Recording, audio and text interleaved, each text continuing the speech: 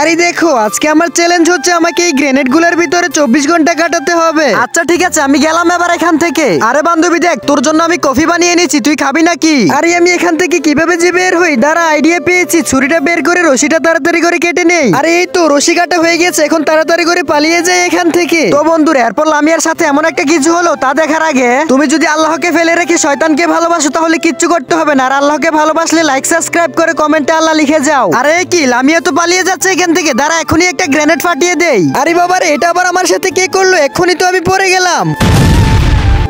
আরে বাবারে, এটা আবার আমাকে কে করলো? এই গ্রেনেড ফেটে তো আমি এখনই মরে যেতাম। আরে লামিয়া, তুমি কি ভেবেছো তুমি এখান থেকে পালিয়ে যাবে? তুমি তো এখান থেকে কখনো যেতে পারবে না। দেখো আমি যেভাবে পানিটা গরম করছি, তুমিও ঠিক সেভাবে পানি গরম করে এই কফিটাকে তৈরি করতে হবে। আর তুমি যদি সঠিক নিয়মে কফিটাকে তৈরি করতে পারো তাহলে তোমাকে দেওয়া হবে এই অনেক দামি গোল্ডের খাড়িটা। আরে যে কোনো মূল্যেই হোক, আমার এই গোল্ডটা অনেক প্রয়োজন। তো তোমরাই বলে দাও আমি কিভাবে এই কফিটা তৈরি করব।